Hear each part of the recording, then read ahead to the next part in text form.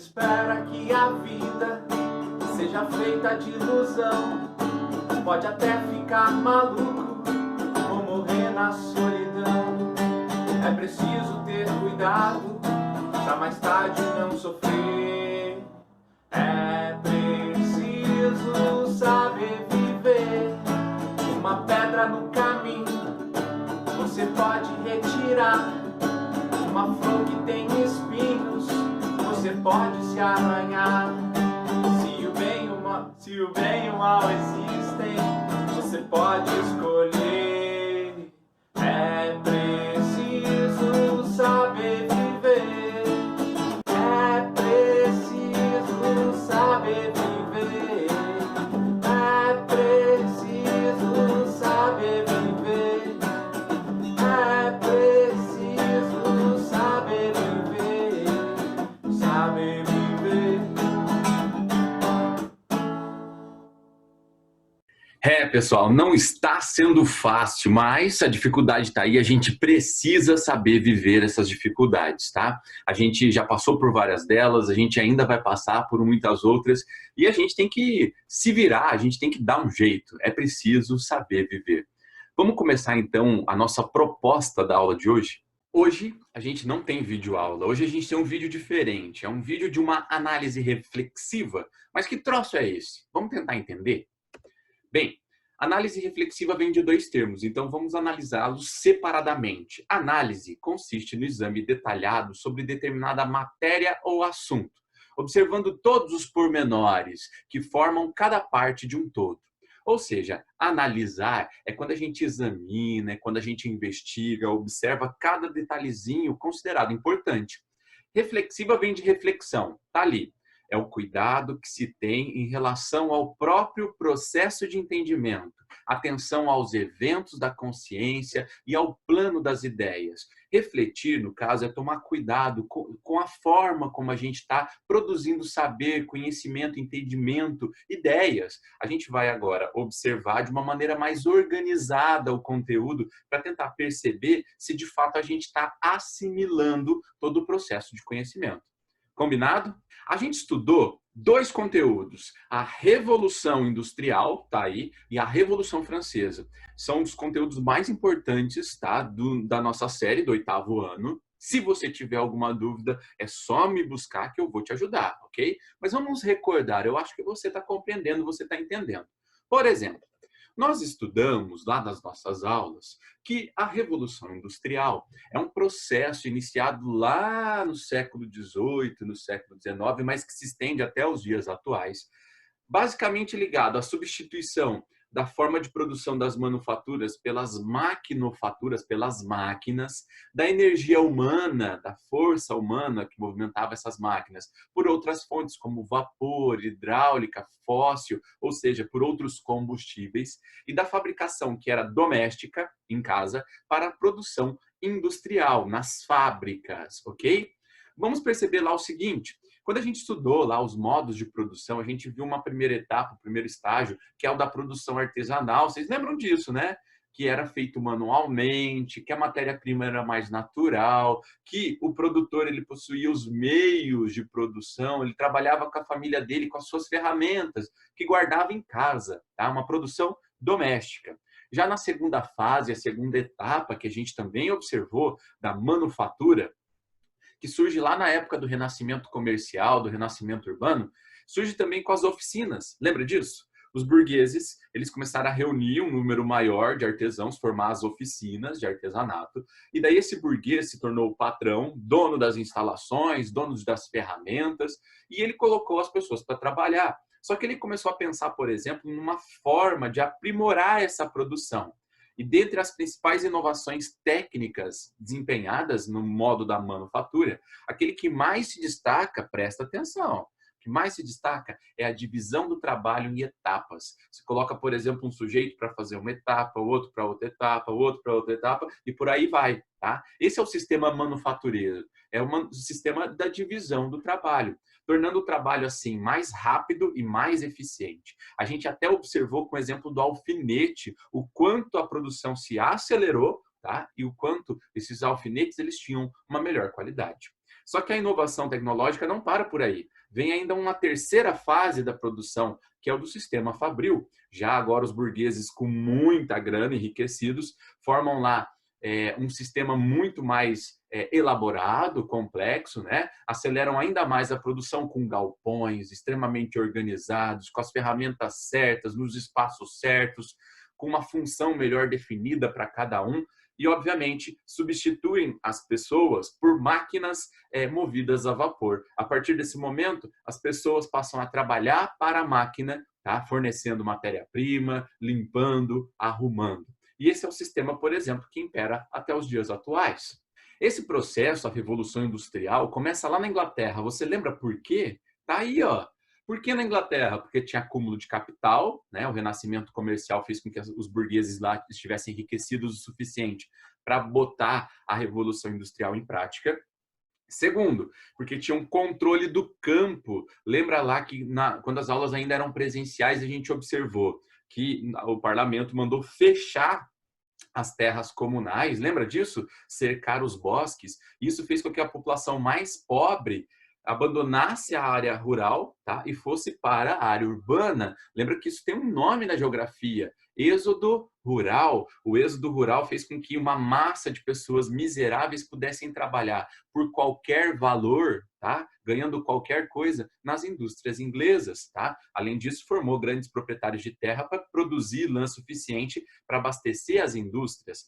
Também por causa da supremacia da marinha inglesa, né? Eles tinham muitas embarcações, uma frota muito grande por causa dessa lei, atos de navegação, que a gente também já estudou, e também o parlamentarismo permitiu isso, já que esse sistema de governo tinha a participação dos burgueses, que passaram a se privilegiar nas decisões políticas. Vamos lá. Essa relação de trabalho, né, ela continuou como antes? Não. Nós vimos que essas novas relações de trabalho tornaram a vida do trabalhador muito, mas muito pior, tá? Olha lá, trabalhavam de 15 a 16 horas por dia, com ritmo acelerado, de dia, à noite. E as fábricas, lugares quentes, escuros, pouco ventilados, com muita sujeira, as doenças e os acidentes eram muito comuns e não existiam equipamentos de proteção para esses operários. Faltava, olha lá do outro lado, uma legislação para proteger esse trabalhador, proteger ele das medidas abusivas dos donos das fábricas, das demissões sem justas causas, dos acidentes, das doenças, das multas e dos horários abusivos de trabalho. Bem, em meio a todo esse contexto, a gente observou algumas revoltas, ok? O cartismo é uma muito importante, mas que eu não quero destacar nesse momento, para não ficar um vídeo muito longo. Mas ali, ó, o ludismo a gente observou também, né? Alguns trabalhadores dirigiram sua fúria para as máquinas, associando as máquinas como responsáveis pelo desemprego. Chegava uma máquina, pessoas iam embora, eram demitidas, né? E começaram então a invadir as fábricas à noite, quebrar essas máquinas, tá? E, no caso, tentando criar uma condição melhor de trabalho. Lembra disso? Ludismo. Ned Ludd seria, no caso, o primeiro dos ludistas. E o outro conteúdo, tá aí, ó, Revolução Francesa, esse muito mais volumoso, um conteúdo extenso, mas que com paciência a gente consegue analisar, refletir e entender também esse conteúdo. Vamos lembrar que a Revolução Francesa, ela se dá numa sociedade que era dividida lá por 3 estamentos, por 3 estados. Lembra lá? O rei era absolutista e abaixo dele tinha o primeiro estado, formado pelo clero, que não pagava impostos e ainda cobrava o dízimo das pessoas. Segundo estado, a da nobreza, que não pagava impostos e ainda cobrava impostos dos outros e tinha uma série de privilégios tributários e jurídicos dentro da sociedade francesa. E o terceiro estado, formado pela grande maioria da população, mais de 90%, tá? Burgueses, pelos pobres, camponeses, todo mundo entrava no mesmo saco ali do terceiro estado. E pagava os impostos, mantinha a vida luxuosa do primeiro e do segundo estado e não tinha privilégio algum. Nesse ambiente, tá? Da França de Luís XVI, do antigo regime, de centralização política, de manutenção da sociedade de classes, do mercantilismo, aconteceu uma grave crise social. Tá? É que as grandes festas, torneios, caçadas, tudo isso era custeado com dinheiro de impostos. As guerras que a monarquia francesa se metia também era custeada com dinheiro de impostos. E então eles aumentavam de tempos em tempos esses impostos, e após uma sucessão de péssimas colheitas, houve uma grave crise social e econômica na França. Bem, só que dessa vez, lá com Luís XVI, foi bem diferente, porque existia um elemento, tá, que possibilitou as pessoas criticarem e avaliarem as ações do rei. E a gente estudou isso presencialmente. Lembra lá? O iluminismo. Tá? As ideias iluministas, né, de liberdade, de igualdade, de fraternidade, de questionamento das monarquias absolutistas, de questionamento à igreja, tudo isso possibilitou uma organização social e um questionamento das ações do rei. Tudo surgiu em meio àquela assembleia, lembra lá dos 3 estados, que queriam aumentar os impostos só para o terceiro estado, e o terceiro estado se rebelou, tá? Formou, no caso, uma outra assembleia, né? Só com os membros do terceiro estado, e a burguesia suspendeu o pagamento de impostos, né? Caso o rei interferisse nas ações do terceiro estado. Bem, o rei tentou interferir e o povo tomou as ruas de Paris e de outras cidades e do campo, né, na França, e começou a fazer o quê? Uma série de protestos. De todos esses protestos, o símbolo da Revolução que marca o início da Revolução Francesa está aqui, ó. A invasão da Bastilha, da torre que aprisionava os inimigos políticos do antigo regime. A partir desse momento, então, a gente tem a formação da Revolução Francesa. Entretanto, o terceiro estado não pensava de uma maneira só, igual, tá? Cada um tinha uma forma de ver, de avaliar, de interesses, né? De concepções. E essa assembleia, portanto, do terceiro estado, que não era homogênea, formou 3 partidos. Os girondinos, à direita, os do Pântano, de centro, né? E os jacobinos, de esquerda. Lembra lá? A gente até observou a direita mais ligada à burguesia, né? A esquerda aos mais pobres, dos jacobinos. E daí a gente vai observando que a revolução ela vai se desempenhando também na situação de que o terceiro estado começou a entrar em conflito. Por exemplo, a gente tem fases da Revolução Francesa. A primeira fase, a monarquia constitucional, seria o momento em que os girondinos estavam no poder, que eles governavam através da Assembleia Nacional. Já a segunda fase, a fase do terror, seria o momento em que os jacobinos assumem o poder, liderados por Robespierre, criam o chamado Comitê da Salvação Pública para combater os contra-revolucionários, para proteger a Revolução Francesa.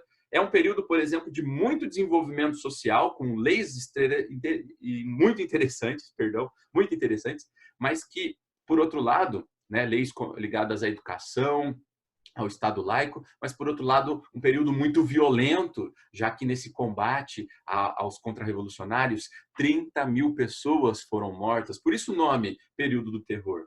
Tá? A terceira fase vem da reação termidoriana, quando os burgueses reagem, né, ao grupo dos jacobinos, ascendem, tomam o poder, tá? Os girondinos ligados aos burgueses, então, tomam o poder, e eles começam, então, a cavar uma situação, a criar uma situação para que a revolução se encerre, através da última fase chamada de consulado, em que eles vão entregar o poder a um combatente, tá?